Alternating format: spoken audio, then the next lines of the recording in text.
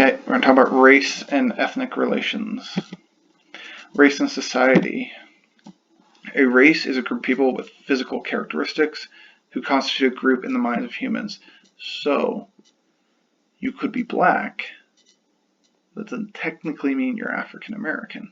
If you are a white person who somehow got black skin color, or not white person, if you're of European descent but you somehow have black skin color, you could still be black, but you're not technically African American.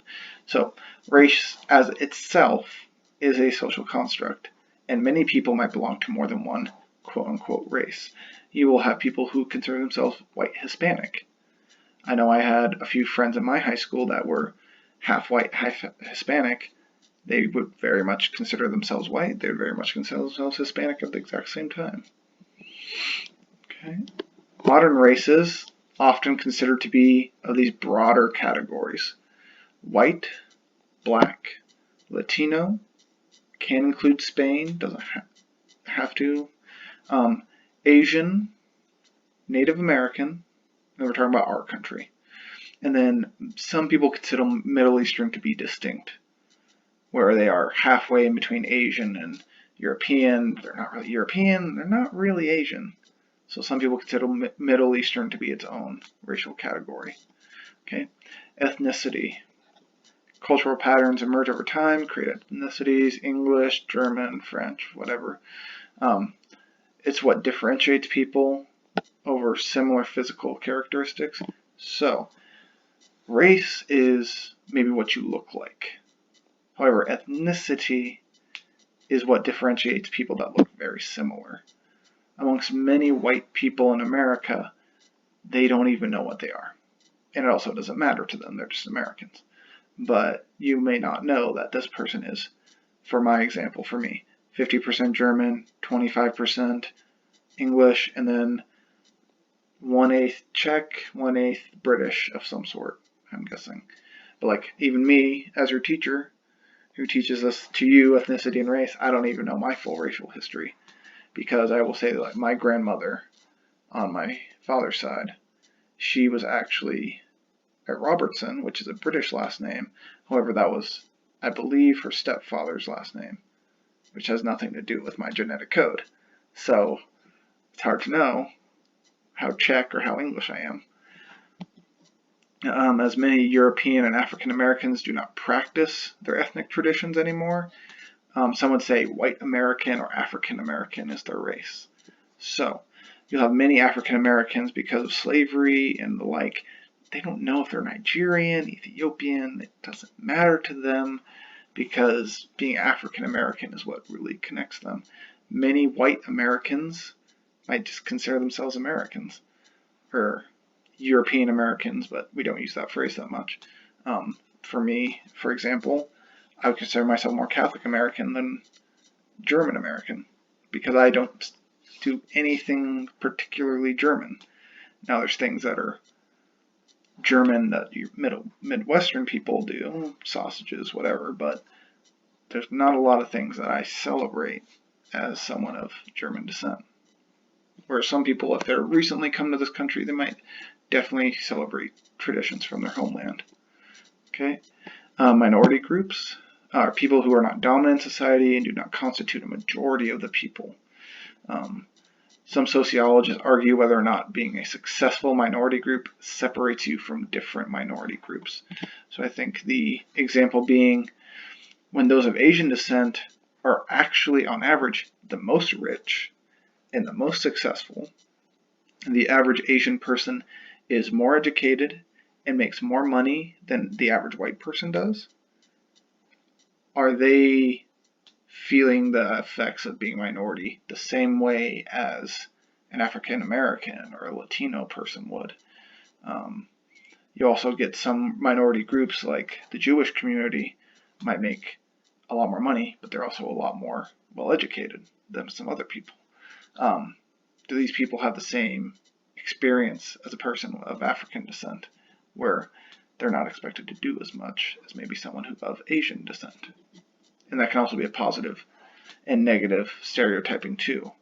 You will find some Asian people in America get positive stereotypes where in a room full of random strangers and white people might feel awkward or whatever, they might look to the Asian person first because they think that person is being smart or being whatever sort of stereotype you have, but is there a positive aspect of being Asian over other groups?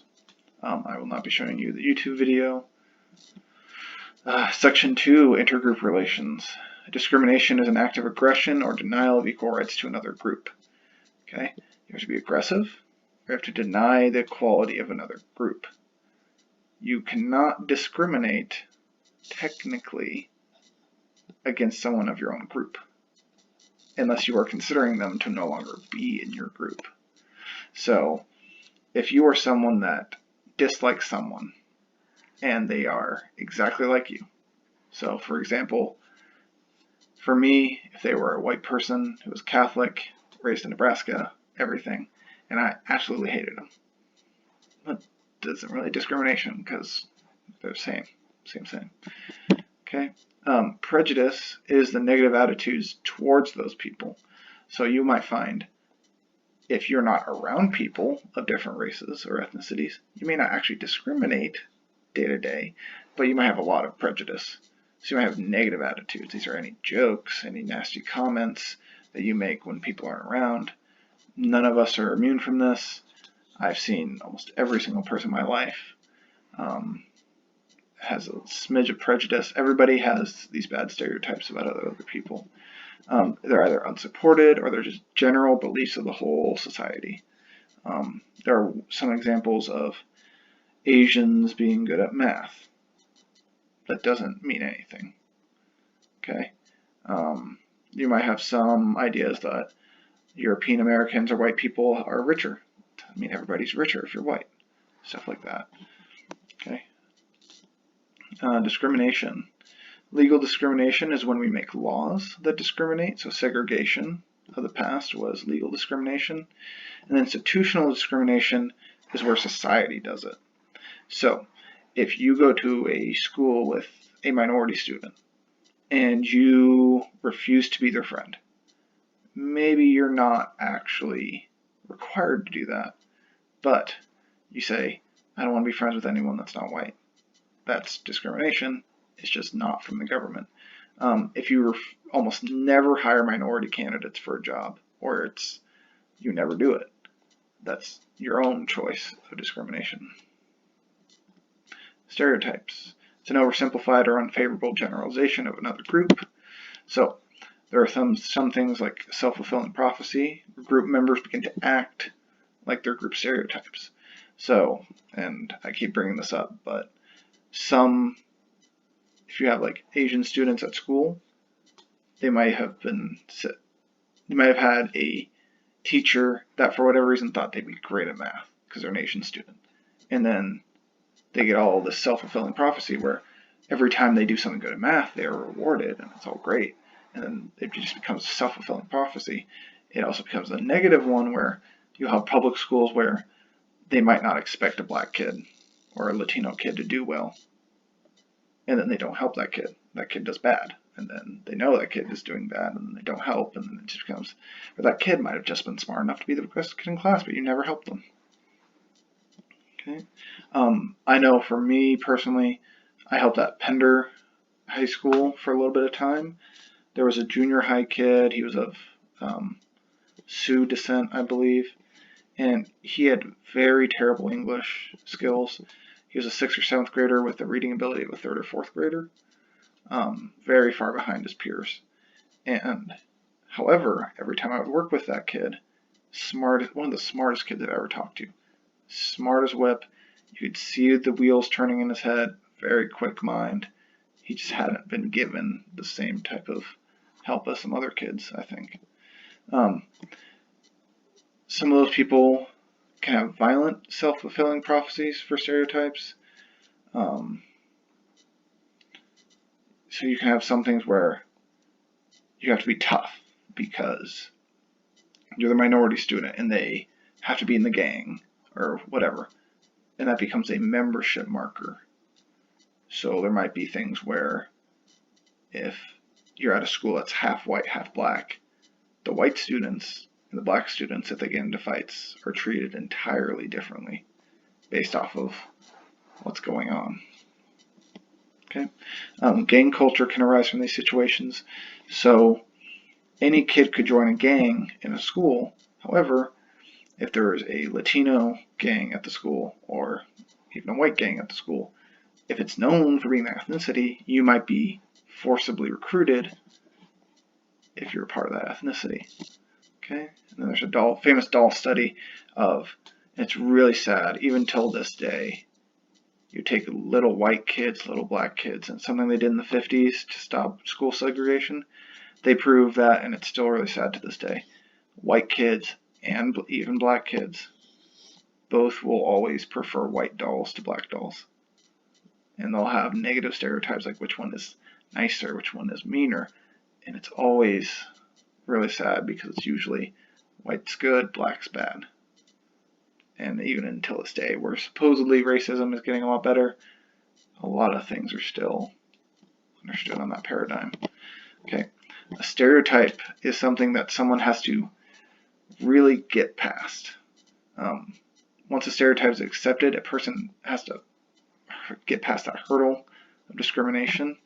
So once you consider a person to be lesser in some way, most humans are willing to tolerate aggressive behavior towards that person. So if you are someone in the deep south that really hates black people, well, you're not going to care if the person next to you punches the black kid. It's the same thing too of if you're someone that really, really, really hates gay people and you see someone beat up a gay person, you may not care because you already dislike that group of people. Okay, and it doesn't always have to be racial or ethnic. It could be like political or sports-wise. You'll have some schools where you hate that one school and the kid came from Iowa and he loves the Iowa Hawkeyes and he gets beat up because he's wearing an Iowa Hawkeye t-shirt. You already hate the Iowa Hawkeyes, and then it's supposedly okay. Well, it's not okay. Just because they're different doesn't mean you're allowed to be mean to them. Okay? Racism, it's a belief that a race is superior to others. There's 4 types of racism. It could be prejudice in action. So if you do something, that's its own type of racism. You can be whether you did the action and whether you had the feeling. So if you did not do the action, but you had the feeling, you're someone who is prejudiced, but you don't discriminate. So you treat people well, but you actually don't like them. If you did not discriminate and you don't prejudice, it's liberal, it's a weird way of saying it, but non-prejudiced who doesn't discriminate. Now, you could have prejudice, but you do discriminate. You are someone who actually doesn't hate people, but will do bad things to minorities if it's necessary to your social standing with other people in the majority. And then yes, it would be that you hate that person and you actively hurt them. Okay, with both sides. Conservative racism tends to be more confrontational, include members of racist groups like the KKK, Ku Klux Klan, or neo-Nazis. Liberal racism, on the other end, which does very much exist, even though you might not have ever heard of it, takes the form of bigotry or low expectations. So you'll find a lot of liberal racists might have the idea that more minority people can't take care of themselves and need help from the government. They need help from you as a rich person or whatever. And many times minority communities might feel like if you just leave us alone, we will do a great job. No, we don't need your help. Okay. Voting. After Obama, race relations became very split, and then Donald Trump actually won the highest share of the white vote in decades. So actually people were really surprised because Obama did about as well with white people as Democrats always had, but he did great with African Americans and Latinos. However, for whatever reason, in America we have very equal political parties, so if the black and Latino groups and Asians to a certain extent really loved Obama, that means that actually some of the white people in the middle became more conservative in comparison. So they liked maybe a Donald Trump who was against like illegal immigration and all that stuff. Fear of racial segregation in voting can poison a political system.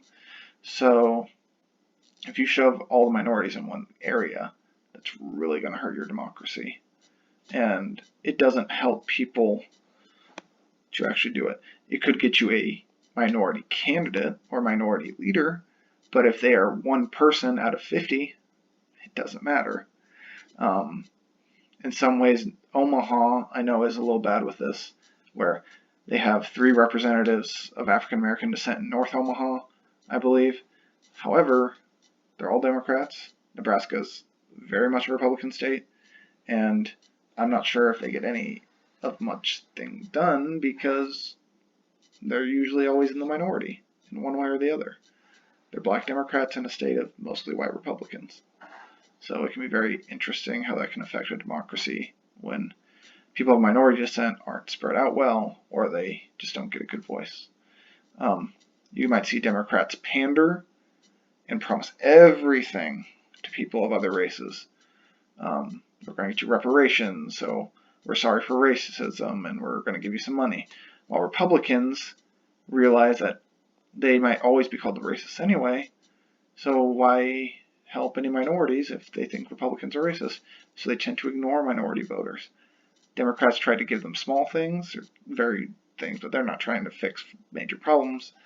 And then Republicans ignore. So both strategies actually make their political power smaller. If the Democrats always know they can get minorities, and the Republicans always know they can't, then who cares what some minorities think? If minority populations were more 50-50, that's where they become swing votes and they become really important. Sadly, in some ways, Catholics are very divided socially. Somehow, even though it's supposed to be very pro-life, you actually find that many Catholics still identify as Catholic even though they don't go to church anymore, or they never go to church at all, but they still consider themselves Catholic even though they maybe go to church 2 times a year.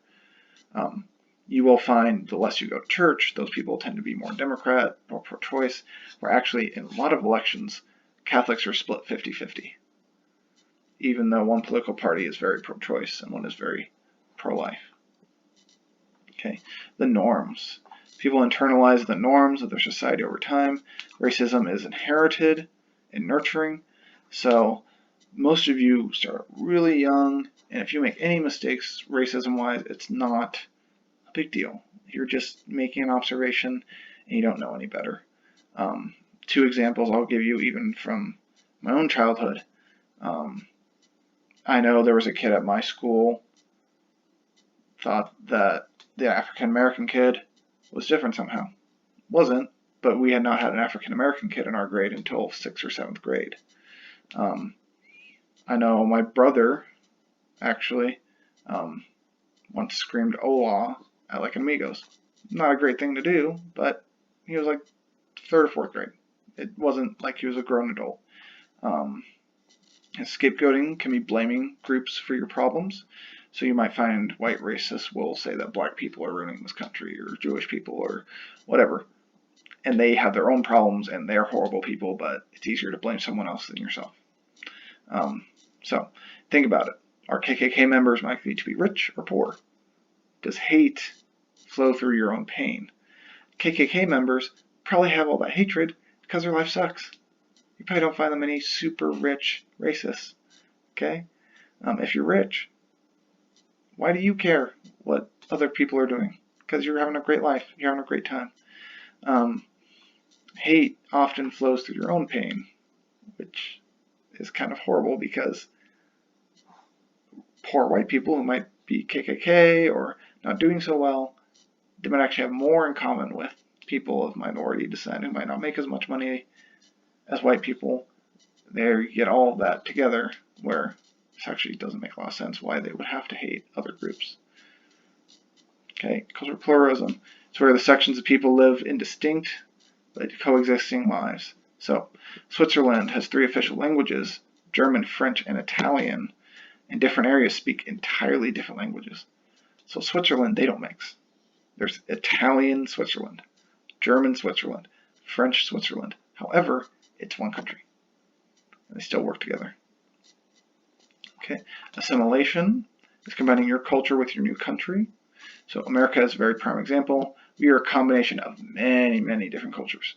You might get tacos one day, you might get French food another day, Italian food the next day, Chinese food the next day, just German food the next day, English food the next day. It's just on and on and on and on. Let's go. There's so many different things. You might watch a Japanese anime, you might watch a French romance movie, you might watch an English drama, an American superhero flicks, a telenovela from Mexico. There's so many different things in America. They're all combinations of different cultures. Okay, so I did have this. You might buy a Taco Bell meal, but no one working at that Taco Bell is Hispanic or has any roots to Mexico or any part of South America. You ordered a breakfast burrito.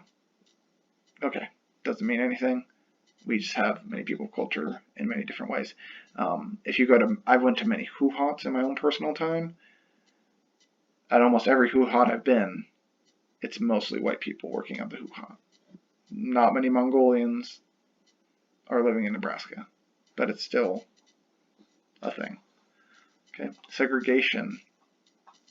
De jure means that the government separates you. It's like apartheid in South Africa. This is where you only say you only want white people in your white community, or vice versa. Sometimes there are Asian-only communities, Latino, Black. De facto means that it is, in fact, de facto, but it is not mandated. So you get all the rich white people live in the Bluffs or some major section of town. Okay, so example, people live in the Madison section of town. It doesn't matter. Sometimes you just segregate yourselves.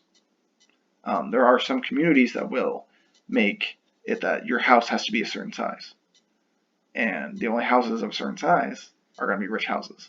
So that's how they keep poor people out, by saying everybody in this neighborhood has to have a big house.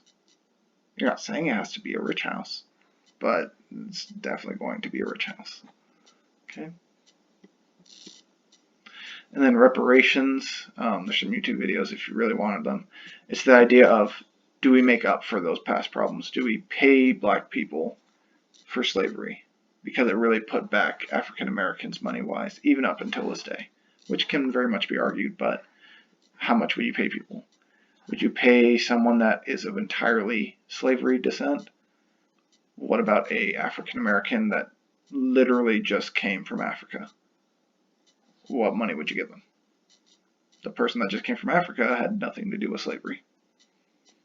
But the person, you may have some other people that deserve it too because they had their ancestors get messed up. What do you do for that? Some people love the idea of reparations, some people absolutely despise it. You'll have some people, especially like in Nebraska, say, yes, I understand white people did terrible things to black people. However, all my ancestors are from the North. Our family never owned slaves, something like that. You'll actually find some families where a white family that used to own slaves is poor, and the descendants of their slaves are now rich. And how is that going to work? And then you can also have the idea of affirmative action in schools, where you offer scholarships to people of minority descent of any way or sort. It is also like the idea of giving tiebreakers to minorities in college admissions. So you take student A, student B. Both of these students have a 3.0 GPA, both played high school basketball, they both were in an art program of some sort. They're great kids. Okay, our school is 90% white. To make our school a little more diverse, we'd like to have less white kids. Or we'd like to have more kids of minority descent, so they would allow that kid to win the admissions. But that's more for some universities that don't allow everyone, which is not super common. Okay, murder. Genocide is killing most or all of the people of an ethnic group with the goal of killing them. And an ethnic cleansing is removing all of the people of an ethnicity by force. So, a genocide is where you kill them. Ethnic cleansing is usually basically the same word. However, ethnic cleansing could mean you remove them from the area. So you don't technically have to kill them. So it would be the idea of, you are in the South in the 1960s and you hate black people, but you can't murder every single black person. You might find a way, though, to ethnically cleanse the neighborhood, or you just get rid of them in one way or another. You don't know how, but, or of course you know how, but you do something terrible, but you don't technically have to kill them. Ethnic cleansing is more systematic. It requires organization, because if you're not killing them, you have to find a way to get rid of them. So it requires a lot of organization. Rwanda was a random killing spree. People murdered, I believe, what was it, 500,000 people in a week and a half, or 2 weeks or something like that. It was insane. It was in the 90s. You can look it up. But they killed each other with machetes, like swords, like not swords, but like metal instruments, not guns. And they killed that many people in like a week to 2 weeks because they hated each other that badly. Ethnic cleansing is closer to what the Nazis did. They systematically killed people and removed them. So they either removed them, and then they also killed them. You actually find a lot of the Holocaust actually happened in like Poland. It didn't happen inside of Germany. They would ship German Jews or German people that they didn't like, homosexuals, gypsies, whatever. They would ship them to Poland to kill them at Auschwitz, kill them. All these are horrible places, but it was more systematic, so it'd be closer to ethnic cleansing. Okay, and then America has done this too, so if you want to watch that YouTube video. In World War II, we thought the Japanese people were against America, so we all put them in these terrible camps out in the western United States, and they were there for the entire war. Incredibly illegal, but we got away with it at the time because America was rather racist, and apparently, the Japanese can't be trusted. However, we face the Germans. There's a lot of Germans in America. And there's proven that there are plenty of German Americans that actually were spying for the Germans because they were still pro-Germany.